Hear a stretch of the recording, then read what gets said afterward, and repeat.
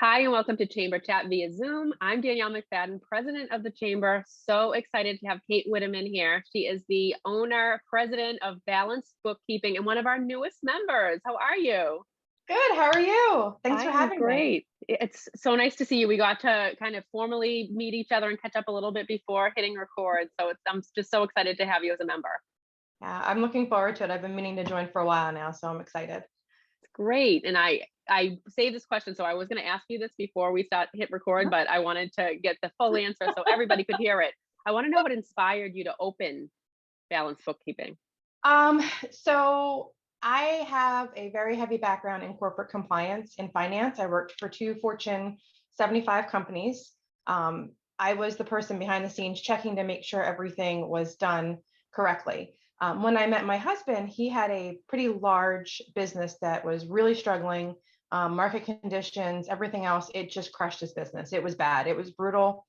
And we were still dating. I sat down one night and I was looking through his QuickBooks and I was asking a lot of questions because that's what I do. I'm an auditor. I ask questions. Well, why are you doing this? Well, why is this? And how about that? And let me see that report. And I was going through all the numbers and he said, if you ever decided to change careers, I know what you should do, because he's like, if these questions had been asked of me a long time ago, I think I would have made different decisions. Some simple questions about who is putting gas in their vehicles, why does one person have higher expenses than the other, just those little things, and they all add up. And then I had no intentions of changing careers. I loved my job. I worked for Morgan Stanley. It was great. And then I had my son 15 weeks premature, and that changes everything. You go from, working 60 hours a week to being at home in sweatpants, waiting for early intervention 5 days a week. And at some point I finally said, that joke about bookkeeping, everything's online. This is actually probably not a bad idea. And I was raised by a bookkeeper. My grandmother was a bookkeeper. Oh my goodness. So I had learned a lot with her. So, I was 10 years old doing, adding up expense reports. So it's something I think I was just preconditioned to do. And, it's been fun for me. I know what can go when things go wrong in a business, when you don't know your numbers. I've seen just how bad it can get. I've seen how much business owners stand to lose. I also know the myth that we're all, independently wealthy isn't true. People look at a business owner and they assume you have lots of money, but a lot of business owners go to sleep at night and don't actually know what their expenses are, don't really know what their budget is. They're spending money on things, thinking they're throwing money at the right stuff.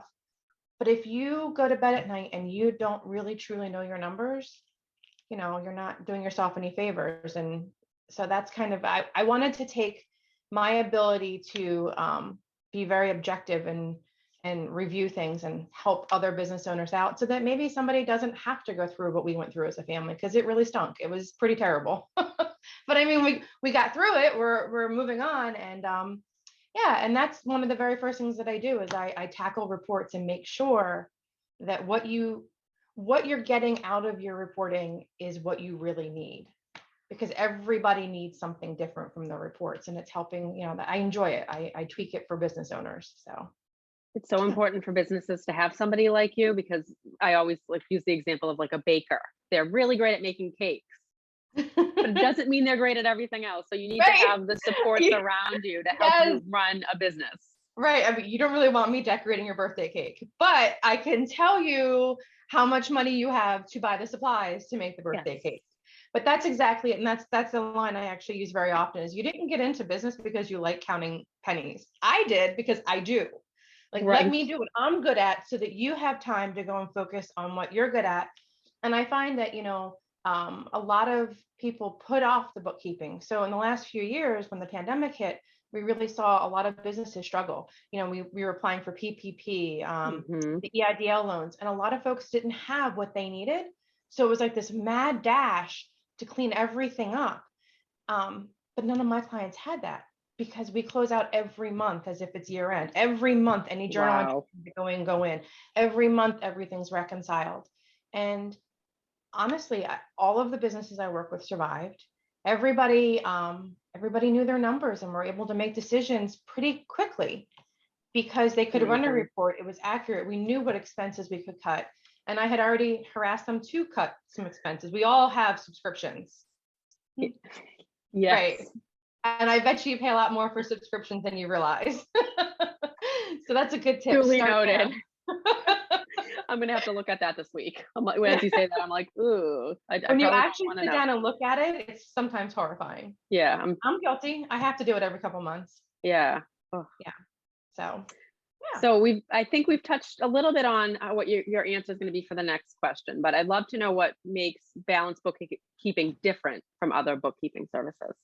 So I think my background, plain and simple. I think it'd be very hard pressed to find another bookkeeper out there that has literally won awards at major global financial institutions for achieving a very clean, very clear record keeping.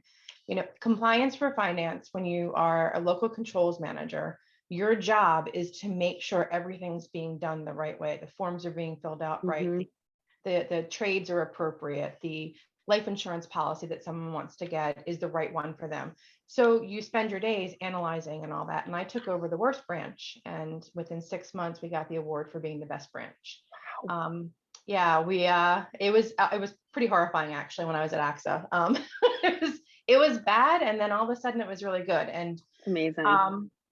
I think that those experiences really helped train me, because 90% of the problem is education. Business owners just don't know. You said it. They make cakes. They're not, they don't want to balance their checkbook. They just want to know what they have.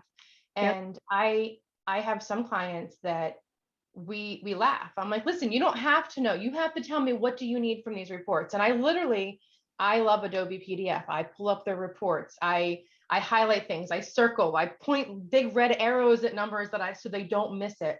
And I think the educational factor really sets me apart with the compliance background, because I am all about, like, listen, there's rules. You got to play within the rules. But if you play within the rules the right way, you can be very successful. And, you know, again, I think it also goes back to, I know how bad it can be if you don't have a full grasp on your number. My husband could not make the decisions he needed to make when we had like the worst winter on record, which put down installations, when market conditions changed, when solar leasing happened, when Solar City went public and they started undercutting all of the mom and pop shops. Like, it devastated his business, and he didn't have the right numbers to make the right decisions. So I am the person that's not afraid. I work for the business owner. I don't work for the employees. I'm not afraid to say, hey, Danielle, like, listen, I know you really like Bob, but let's talk about Bob. Like, his expenses are really high. Not Bob. Right. And I'm like, listen, it's your business, it's your decision, but here's what I see in the reports, and you should know this. Because again, I'm here at my house in Westford working. I'm not sitting there in an office being friends with all of your workers. I'm friends with you. I talk to you. I let you make the decisions. And I think that's really important, because, you know, I mean, watch an episode of Dateline. I did yesterday, actually. And, you know, sure enough, it was the bookkeeper, right? Like, that caught somebody stealing all this money. And it was an outside bookkeeper that said to the business owner, hey, looky. Yeah, it's so important to make informed decisions and to have that outside perspective, especially as a small business owner, because your employees truly become like your family, and you feel just this like innate sense that you have to take care of them, which is awesome. But to have you to tell them if something isn't right, or to just look at something a little bit differently, is so important. Yeah, it's not very often you're going to come across someone who's literally busted someone for money laundering. So I absolutely do not have a problem speaking up and going, what are you doing? Why are you doing that? Yeah. I know that. Can I see that receipt? It doesn't happen often, but having, like you said, that objective outside set of eyes, and it also frees up time for people, which is great, you know, so that you can go and grow your business. Yes. And people think that sometimes, oh, well, I can't afford it, or I'm not, you know, I don't have the money, I need to save. But the amount of time that you're going to spend digging through things, doing things the wrong way, not being able to pull the reports you need to focus on doing what you do best in your business. Yeah. It's always like, but can you afford not to? Exactly. And 90% of the time when I take over books for a business, they're messy. There's nothing we're going to see that we haven't seen. Like, I'm not fazed by a whole lot. I might harass you a little bit and laugh a little bit and be like, really? Yeah. Okay.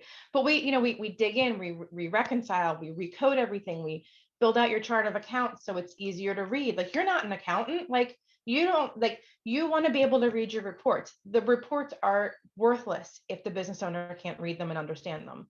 And yeah, it's working towards that, and getting people to feel more comfortable with their numbers, because then maybe they're going to start paying themselves. A lot of business owners don't pay themselves. Why? Because they don't realize they actually have the money. I just did a cleanup for a client, and the very first thing he said to me was like, "Oh, I do have money." I said, "Yeah, you got a lot of money." I was like, "But look at what you're spending it on. Like, cut all these, and all of a sudden you've got a nice little salary." He's like, That's "I amazing. do." But again, his books weren't reconciled. He's, last minute, 10 o'clock at night, throwing invoices in the system. When he handed things over to us, we did accounts receivable, and I don't have a problem reaching out to people and helping collect some receivables. And suddenly he's got money in his bank account, because he doesn't have the time to collect, but I do. That's what I do. That's my job. So it's enabled him to, go out and get more customers, so yeah, all things that are possible when, what takes you 3 hours may only take me an hour. Right. Probably even less. I think you're not good. Yeah. That's the big secret. Yeah. So you mentioned cutting subscriptions. What are some other simple tips that small business owners can do to get kind of more organized, save some money? So I'm a big fan of digital receipt storage. A lot of bookkeepers like to connect it into QuickBooks, post the image of the transaction. The auditor mindset of me is, we don't need to have it attached to every transaction. We just need to be able to produce the documentation should you ever be asked for it. So I do use an online receipt system. It's called Dex. It's one of my favorites. Has an app on the phone. You can literally be signing your check at the restaurant, snap a picture, write your note on there, snap the picture, and in 3 clicks, it's in the system. We can code it, save it. I can see it if we need it. If you ever get audited, we can pull it up quickly. And if you're not at that point where something like that is what you're good at, something as simple as a basket on your desk, getting yourself into the habit of just literally cleaning out your wallet and throwing your receipts into a basket. Once a month, take that entire basket, put it in an envelope, write the month and the year on it, and throw it in your drawer. That's better than nothing.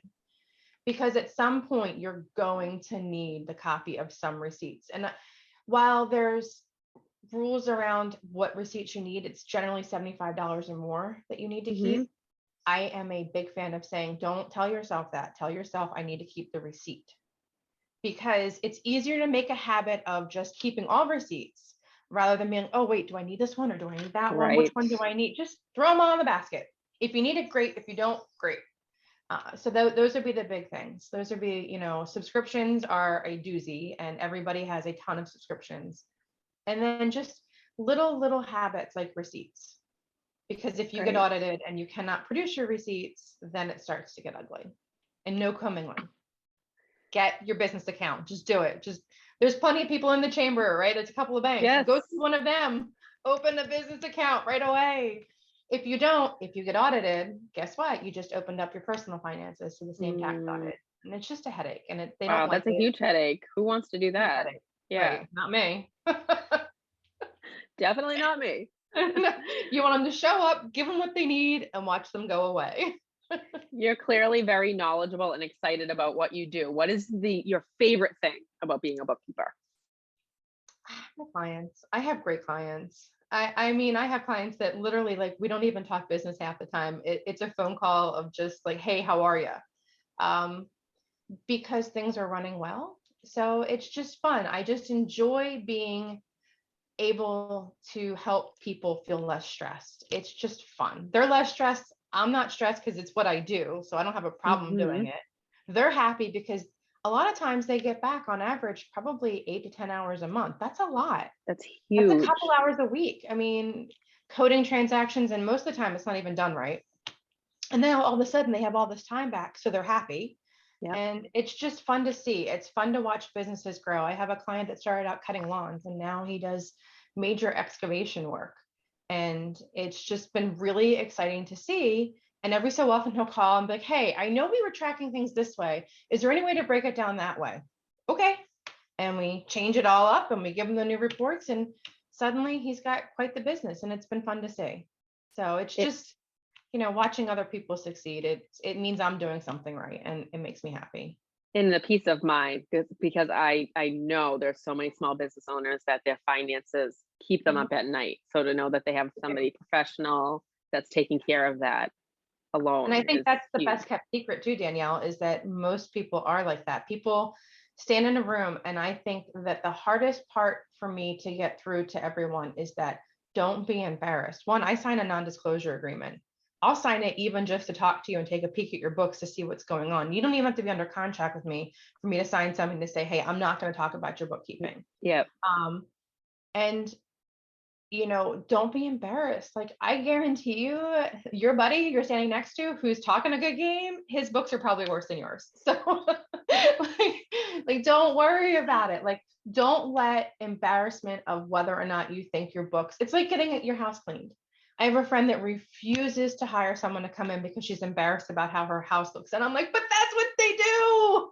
Like, they don't care. Let them come in, let them clean it all up, and then help you maintain it. Yeah. It's no different than what I do. Let me come in, let me clean it up, and then we help you maintain it. And then, I don't spend weekends scrubbing my floors. I got Claudia coming in, and she's amazing, and I love her. And she literally pushes my chair out of the way as I'm working on stuff to like vacuum my office. And it's wonderful. And it's the same kind of mindset with bookkeeping. Like, don't be embarrassed about what they look like. We don't care. We've seen it all. I have some stories, let me tell you. But then the best part is we clean it up. And then you can go and get all that time back to go do something else you want to do for your business, spend time with your family, whatever it may be, you get to go do. It could be go sit on the beach and read a book. 8 to 10 hours, that's an entire day back of your life. While Claudia cleans your house. Right. Best money I spend every 2 weeks. It is. I have no problems doing that. I don't care anymore. This is such a side note, but one time I was there's 12 of us that hang around from college, and the majority of them were talking about the house cleaner. And I'm like, how have we never talked about this before? You all have a house It's amazing. It's life-changing. Yeah. That's what everyone's saying. I'm like, maybe I should call Claudia. You should. What types of businesses do you work with? You mentioned that you worked with somebody who's now doing excavating, who started mowing lawns. Sorry, we had a hairball going on over there. Why not? While you're on a recording, have your cat 3 feet from you. I have cats, everybody. If you follow me on social media, I'm surrounded by cats in my office, and there's hairballs. Very professional, very wonderful. Keeping it real. That's the way we like it around here. Yeah, there you go. So for me, most of my businesses are service-based. I have a few shops. I have a few e-commerce. I would say, though, the majority tends to be service-based, landscapers. I don't predominantly work with restaurants. I have one restaurant that I work with, and I love it. I love him. He's one of my first clients. But I'm not, restaurant bookkeeping is pretty specialized. I would rather see them go to someone who does significantly more restaurant business. Yep. But I have everything from folks that install stuff to make an amazing smart home for you to, like you said, the landscaper to, I have a bakery. Awesome. It's a pretty wide variety. The big question is there a niche market? And I am a fan of not going into one specific, because ultimately everything's similar, and having your hand across a couple different industries helps keep you a little more fresh. If you're only doing one type of business all the time, you start to just, I don't want to use the word lazy because that's not right, but it goes on autopilot. Yeah.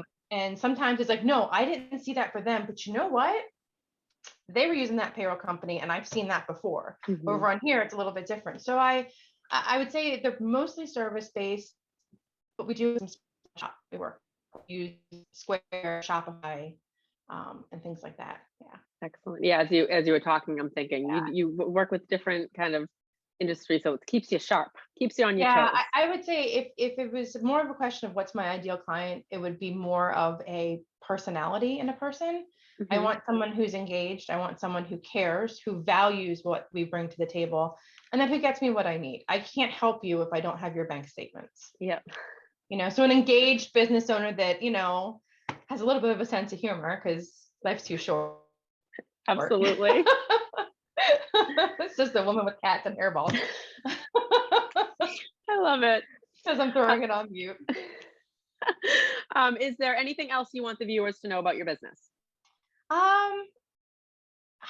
I would just say that, we're here. I'm happy to chat to anybody. Don't be afraid to pick up the phone and call. There's a link on my my website. There's a couple different links. The initial call is usually with my assistant, just because we get a lot of random weird leads that aren't really leads. They're more like sales pitches. So she kind of filters through those. But I'd be happy to add something on the website that notes that you're a chamber member, that you actually get to my calendar before Bianca. I'm happy to chat. There's a thing on the website that literally says call with Kate. Like if you're a chamber member and you just want to talk to me and see if we'd be a good fit, go on my website and it literally says call with Kate. That is my calendar. And I'd be happy to chat, happy to provide some tips or tricks and just, help other businesses succeed. Well, it has been an absolute pleasure talking to you. I'm looking forward to seeing you at our WISE event next week. Yes, Tuesday morning, bright and early. Yes, we're going to get you there right now. We'll have coffee because I know that you like coffee as much as I do. I do. So, yes. I do, very much so. Awesome. Well, we'll include all of your contact information when we post this video. Great. Thank you Excellent. so much. Thank you so much, Kate. See you next week. It was really great to meet you. I look forward to seeing everybody. Thanks. Take care. Bye.